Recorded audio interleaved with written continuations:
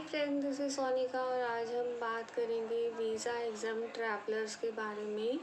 Friends, अगर आप मेरे चैनल पर न्यू हैं तो मेरे चैनल को सब्सक्राइब करना ना भूलें और घंटी का बटन ज़रूर दबाएं सो दैट मेरे आने वाले वीडियोस की नोटिफिकेशन आपको मिलती रहे।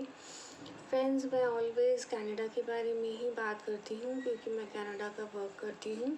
तो अगर आपको कोई भी क्वेरी हो कनाडा के लिए, आप कनाडा शिफ्ट होना चाहते हैं, आप कनाडा में जाकर रहना चाहते हैं, वर्क परमिट कर लेना चाहते हैं या फिर स्टडी करना चाहते हैं, आप मुझे कमेंट करके बता सकते हैं सो दैट मैं आपको हर क्वेरी के आपके रिप्लाई कर सकूँ, आपकी अच्छे से हेल्प कर सकूँ। तो फ्रेंड्स, आज हम बात करेंगे वीज़ा एग्ज़ाम ट्रैवलर्स के बारे में।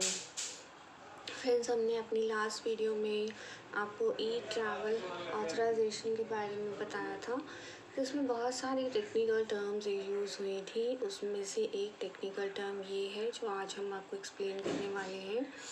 फ्रेंड्स, ये है visa exam travellers. Friends, visa exam travellers का मीनिंग होता है ऐसे ट्रैवलर्स जिनके लिए वीज़ा एग्जम्प्टेड है। उनको वीज़ा की ज़रूरत नहीं है, जो कनाडा में बिना वीज़ा के जा सकते हैं। फ्रेंड्स, इसमें मैं आपको ये बताना चाहूँगी, इसमें वीज़ा में जो डिटेल दी गई है, वीज़ा के यहाँ पर वीज़ा की जो टेक्निकल टर्म यूज़ की गई है वो है इलेक्ट्रॉनिक ट्रैवल ऑथराइजेशन।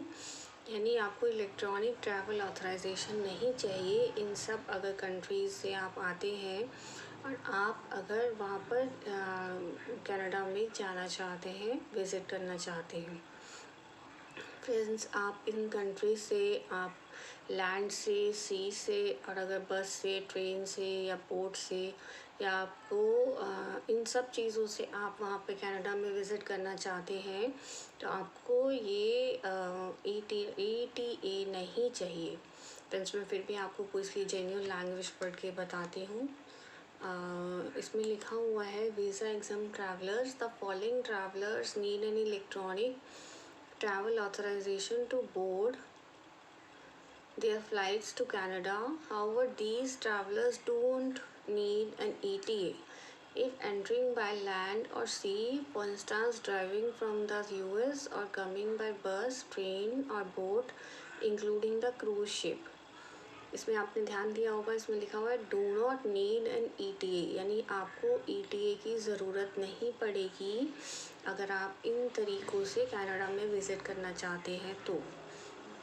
इसमें फिर नीचे जो कंट्रीज़ के नाम स्पेसिफाई किए गए हैं, उसमें पहला नाम है एंडोरा, देन है Australia, Austria, Bahamas, Barbados, Belgium, British citizen, British national overseas, then है ब्रिटिश ओवरसीज सिटीजन्स। इसके आगे उन्होंने फ्रेंड्स ब्रैकेट में लिखा हुआ है specifically readmissible to the United Kingdom, यानी वो यूनाइटेड किंगडम से री एडमिसिबल होंगे। फिर नेक्स्ट कंट्री उन्होंने बताई हुई है British overseas territory citizen with citizenship through birth, descent, naturalization or registration in one of the British overseas territory of।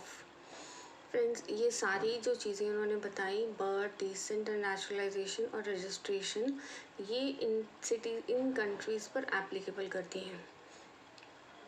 इसमें है Anguilla, Bermuda, British Virgin Island, Cayman Island, Falkland Island, Malvinas, Gibraltar, Montserrat, Pitcairn Island, Vincent Helena, Turks and Caicos Island. Next उन्होंने friends बताया हुआ है British subject with a right of abode in the UK। Then है Brunei, Darussalam, Bulgaria, Chile, Croatia, Cyprus, check Republic, Denmark, Estonia, Finland, France, Germany, Greece. Friends, ध्यान रखिएगा, इन सारी countries में आपको ETA नहीं चाहिए कनाडा में विज़िट करते हुए। देन हम पहुँचे थे Greece, Hong Kong, special administration Administrative region of the People Republic of China must have a passport issued by Hong Kong SAR. ये हांगकांग के स्पेसिफिकली आगे कम्प्लीटली एक्सप्लेन किया हुआ है।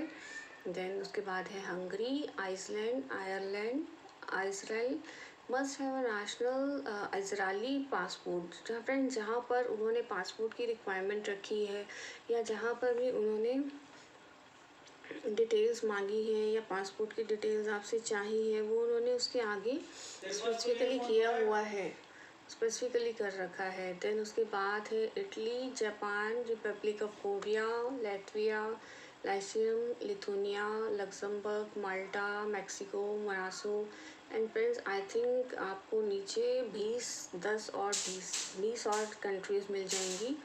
यूनाइटेड अरब एमिरेट्स है, वेतनियान सिटी है, यूनाइटेड स्टेट्स है, United Arab Emirates है, स्लोवाकिया है, स्लोवेनिया है। ये सारी कंट्रीज़ के फॉरेन नेशनल्स जो हैं वो बिना ETA के कनाडा में विज़िट कर सकते हैं। फ्रेंड्स ये हमारी पहली टेक्निकल टर्म थी जो ETA के लिए हमने एक्सप्लेन की थी। आई होप ये टर्म आपको समझ आ गई होगी। अगर कोई दिक्कत आपको लगे इस टेक्निकल टर्म में तो आप मुझे कमेंट करके बता सकते हैं। मैं श्योरली आपकी सारी कमेंट्स का रिप्लाई करूँगी सो दैट आपको किसी भी चीज़ में दिक्कत ना हो। Thank you friends.